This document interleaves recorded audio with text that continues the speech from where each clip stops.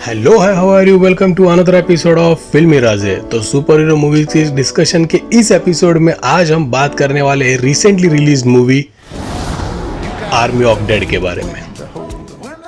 तो भाई मेरे personal god of direction Zack Snyder की मूवी रिलीज हो गई और मैं ना देखूं ऐसा कभी हो ही नहीं सकता। लेकिन यकीन मानिए शायद मैंने जिस एक्सपेक्टेशन से इस मूवी को देखा था उस पर यह फिल्म उतरी नहीं है, या कह सकते 5 या 10% उतरी होगी। क्योंकि इस फिल्म को देखने से पहले यानी कुछ दिन पहले ही मैंने हमारे चैनल पे भी आई एम लेजेंड का एक वीडियो डाला था। उसके बाद मैंने वर्ल्ड वॉर Z देखी, लास्ट ऑफ अस इस गेम के मैंने दोनों पार्ट्स के गेम प्ले भी देखे हैं। और मैंने जब आर्मी ऑफ डेड का ट्रेलर देखा था तो सच मानिए मुझे ऐसा लगा कि लास्ट ऑफ अस का ये मूवी एडप्शन होगा यार। लेकिन क्या ही बोलूं, हम मराठी लोगों में ना ऐसे सिचुएशन पे एक कहावत है, भरोशाच्या म्हशीला टोनगा, यानी जिस पे ज्यादा भरोसा किया है ना वही भरोसा तोड़ देता है। तो जैसे कि मैं हर बार कहता हूँ, मूवी कितनी भी बकवास हो उसमें एटलीस्ट 1% तो कुछ ना कुछ अच्छा होता ही है। वैसे तो इस फिल्म में भी केवल 1 या 2% ही कुछ अच्छा होगा। तो पहले हम बात करेंगे इसके अच्छे पॉइंट्स की और धीरे धीरे इसके बुरे पॉइंट्स के बारे में भी बात करेंगे, जो कि भर भर के है। तो यार मूड ऑफ है ही, इसलिए बिना किसी तकिया कलाम के और शायद बिना किसी इंट्रो के चलिए शुरू करते हैं। Role sound action.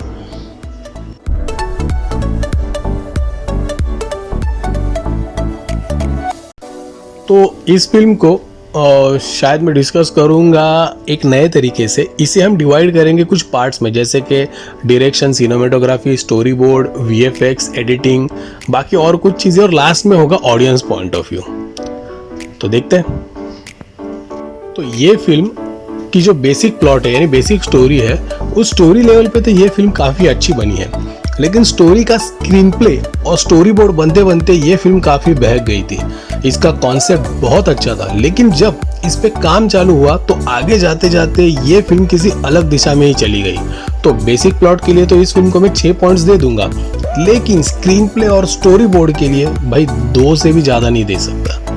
लेकिन अब जब बात करें डायरेक्शन की, तो डायरेक्शन के मामले में जैक स्नाइडर क्या है ये हम सबको पता है। लेकिन इस बार वो शायद 2 नाव पे चलने की वजह से अपने रियल पाथ से भटक गए थे। यानी हर बार की तरह जैक स्नाइडर सिर्फ डायरेक्टर नहीं थे, इस बार वो सिनेमेटोग्राफर भी थे। सिनेमेटोग्राफर से सीन अच्छा करवाना और खुद सिनेमेटोग्राफर बनना, ये 2 बहुत अलग और 2 अलग मायनों की चीजें हैं। अब जैक की हर फिल्म में हम सिनेमेटोग्राफी को देखते हैं और वो बेस्ट होती है, लेकिन तब जब वो डायरेक्टर होते हैं। इस बार वो डायरेक्टर भी थे और सिनेमेटोग्राफर भी थे, तो दोनों साइड से उनकी पकड़ कुछ छूटती चली गई। भले ही डायरेक्शन में मैं उन्हें 5 से 6 पॉइंट दे भी दूं, लेकिन सिनेमेटोग्राफी में 2 भी उनके लिए ज्यादा होंगे। कभी कभी खराब सिनेमेटोग्राफी का रीजन होता है फिल्म का स्टोरी बोर्ड, और जैसे मैंने पहले ही कहा था कि शायद जैक ने भी इस फिल्म के स्टोरी बोर्ड पे ज़्यादा काम नहीं किया है, और ये फिल्म में हमें साफ साफ दिखाई भी देता है।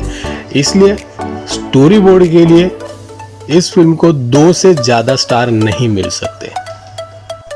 अब VFX के बारे में जैक स्नाइडर की जो सोच है उसका मुकाबला कोई भी नहीं कर सकता, और यही सोच हमें इस फिल्म में काफ़ी अच्छी तरीके से दिखाई भी गई है। फिर वो ज़ॉम्बी शेर हो या लॉन्ग शॉट में शहर का तहस नहस होना हो, VFX में जैक जो जिस चीज़ में माहिर है यार, उसके लिए तो क्या ही कहना।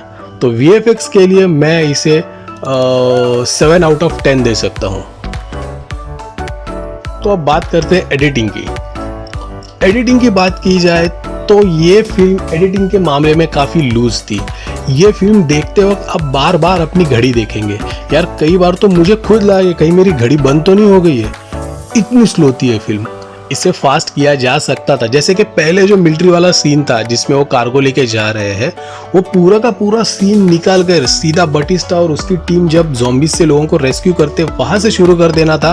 बीच बीच में मिलिट्री के फुटेज और बटिस्टा का बैकग्राउंड वॉइस ओवर डालकर भी बताया जा सकता था कि एक्चुअली क्या हुआ था, जिसमें शायद 10 मिनट बच जाते और इससे फिल्म स्पीड भी हो जाती, और यही बचे हुए 10 मिनट हमें आगे ज़ॉम्बी के चेस सीन या फिर कसिनो तक जाने के लिए जो ज़ॉम्बीज के साथ फाइट हुई थी उसमें बढ़ा सकते थे। तो नेगेटिव पॉइंट यहाँ पे अगर होते तो मैं एडिटिंग के लिए माइनस में भी चला जाता, लेकिन हम नहीं दे सकते, इसलिए एडिटिंग के लिए मेरी तरफ से 0 है। एज एन ऑडियंस ये फिल्म बहुत जगह पे मुझे सवाल उठाने पे मजबूर कर देती है। जैसे कुछ सवाल है कि ज़ॉम्बी 2 टाइप के, एक जो सोचते नहीं है और दूसरे जो सोचते हैं। तो यार एक बात मुझे समझ में नहीं आई कि एक ज़ॉम्बी के काटने से पूरा शहर इन्फेक्टेड हो गया, तो यार ज़ॉम्बी के टाइप्स अलग अलग कैसे बन गए। फिर स्टार्टिंग में ही ज़ॉम्बी टाइगर दिखा के हमें यार उस टाइगर का इम्पैक्ट ही निकाल दिया। उसके बजाय अगर लास्ट के ज़ॉम्बी अटैक के सीन में उस ज़ॉम्बी किंग का पालतू दिखाकर इस टाइगर की सडन एंट्री कर देते ना, तो यार क्या इम्पैक्ट बन जाता। और एक बात मुझे ये समझ में नहीं है, वो शेर कौन सी कैटेगरी का ज़ॉम्बी है, मतलब सोचने वाला या ना सोचने वाला। और पूरी वेगास में केवल ये सर्कस से बचा हुआ शेर और एक घोड़ा ही था और कोई भी जानवर नहीं बचे थे। वाह।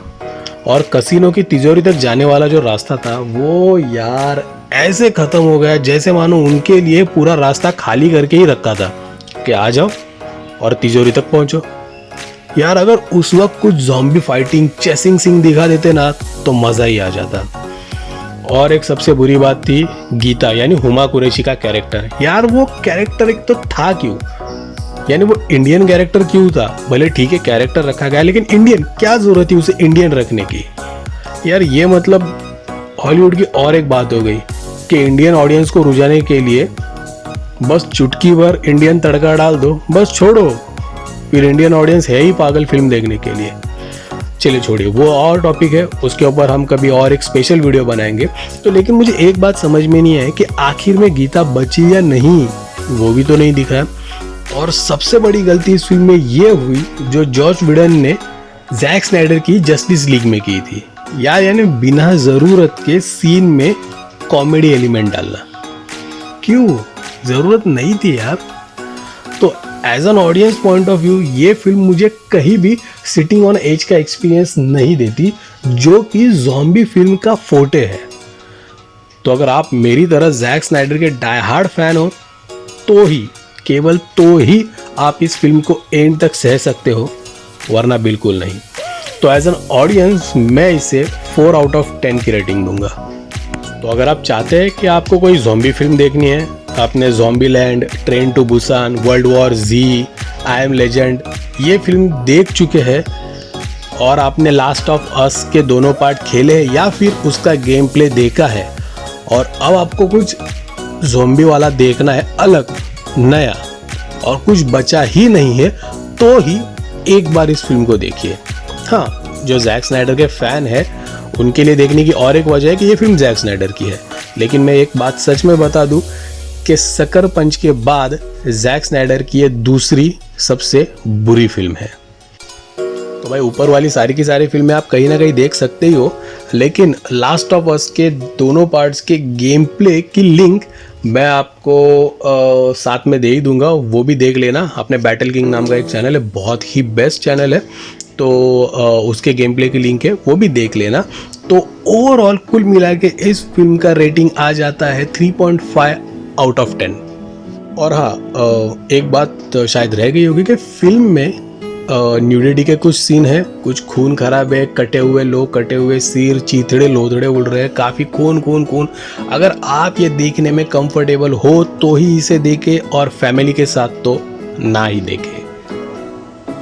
तो अब चलिए बात करते हैं इस फिल्म के कुछ अननोन फैक्ट्स, ईस्टर एग्स और ट्रिविया के बारे में। तो जैसा कि हमें पता है कि जैक स्नाइडर ने अपने फिल्मी करियर की शुरुआत की थी ज़ॉम्बी फिल्म से, यानी डाउन ऑफ डेड से।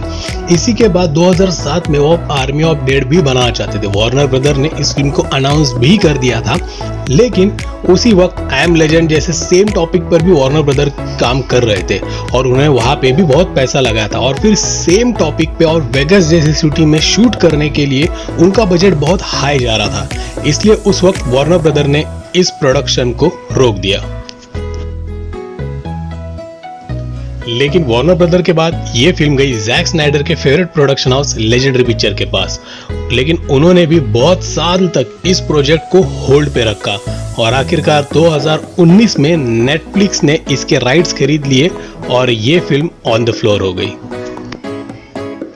जैसे आई एम लेजेंड के वक्त वार्नर ब्रदर को न्यूयॉर्क का प्रॉब्लम था, वैसे ही इस फिल्म के वक्त भी वार्नर ब्रदर को लास वेगास का प्रॉब्लम था। और लास वेगास ही सिटी क्यों, ये पूछने पर जैक स्नाइडर ने बताया कि वेगास ग्रीड यानी लालच की भावना उत्पन्न करने वाला दुनिया का सबसे बड़ा स्पॉट है।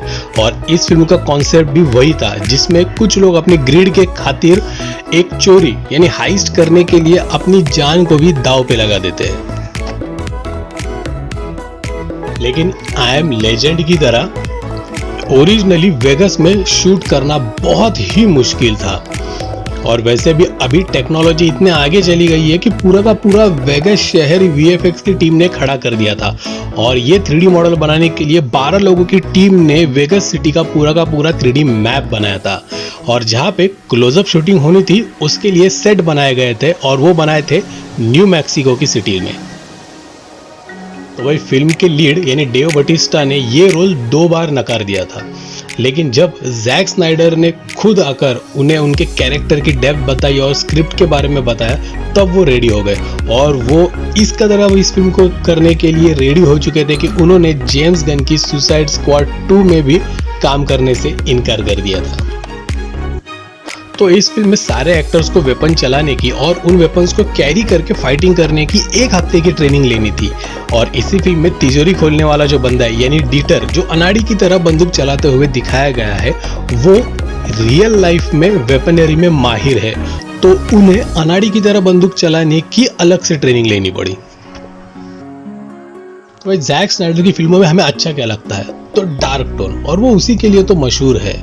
वो फिल्मों में काफी कम कलर यूज करने के लिए जाने जाते हैं। लेकिन इस फिल्म को वेगास शहर के जैसे ही मन मौजे वाला फील लाने के लिए उन्होंने इस फिल्म में भर भर के कलर इस्तेमाल किए हैं। और शायद ये स्नाइडर की पहली फिल्म होगी जिसमें उन्होंने भरपूर लाइट्स और दिन की रोशनी में सारे के सारे फाइट सीन्स कोरियोग्राफ किए हैं। इस फिल्म के पहले कार्गो ट्रांसपोर्ट वाले सीन में भी जो शाम की लाइट वाला जो सीन है, यानी जहाँ पे सूरज डूबने के बाद कार्गो के ट्रक्स चले जाते हैं, वो नेचुरल लाइट से, क्योंकि स्नाइडर का मानना था कि नेचुरल लाइट्स में जो कलर बार बार बदलते रहते हैं, वही बदलाव सीन में नेचुरल दिखना चाहता था। और इस सीन को करने के लिए उन्हें 5 हफ्तों का समय लगा था। तो भाई शूट से याद आया कि इस फिल्म के सिनेमेटोग्राफर खुद जैक स्नाइडर है। और इस फिल्म में जो फोकस डिफोकस का वो खेल रहे थे, उसके लिए जैक स्नाइडर 60s के एरा के कैनन ड्रीम लेंस का उपयोग करना चाहते थे। और ये लेंस वो 2 साल तक ढूंढ रहे थे और आखिरकार उन्हें ये ईबे पे मिले।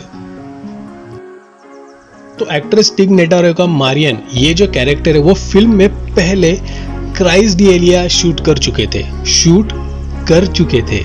लेकिन कुछ कारणवश उनका पूरा रोल ही फिल्म से निकालना पड़ा। और फिर टिक को उनकी पूरी की पूरी शूटिंग अकेले क्रोमा पे शूट करनी पड़ी। और उसके बाद उनके शूट किए हुए फुटेजेस को फिल्म में ऐड किया गया है।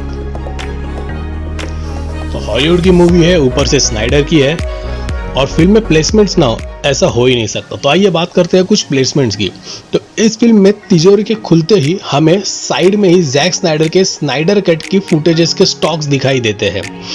तो एक सीन जहाँ पे फोन पे ज़ॉम्बीज के बारे में कुछ तलाशा जा रहा होता है, तब उसमें डाउन ऑफ डेड का भी रेफरेंस है। और एरिया 51 के बाहर जब कार्गो ट्रक कार्गो लेकर निकलते हैं, तो पीछे आसमान में हमें एलियन शिप दिखाई देती है, यानी ये ज़ॉम्बीज एलियन है। अगर आपको लगता है कि ये फिल्म खत्म हो गई, तो ऐसा बिल्कुल भी नहीं है। इसका एक प्रीक्वल भी आने वाला है आर्मी ऑफ हाइस्ट के नाम से, और जो ज़ॉम्बी और हाइस्ट की फिल्म होगी इस फिल्म की तरह। लेकिन ये डीटर जो तिजोरी खोलने वाला बंदा है, उसकी पहले लाइफ से रिलेटेड मूवी है। इस फिल्म की शूटिंग भी पूरी हो चुकी है और ये भी नेटफ्लिक्स पे कभी भी रिलीज हो सकती है। तो भाई आज के लिए बस इतना ही। आप फिल्म देखो या ना देखो, लेकिन अगर आप यहाँ तक इस वीडियो तक आ गए होंगे तो सब्सक्राइब करना तो बनता है बॉस। तो hit that red subscribe button and make it grey, because you all know I hate red colour. So this is your filmy buddy, filmy Raja signing out. Tata bye bye, see you, sayonara, पुन्हा भेटू, अस्ताला vista baby.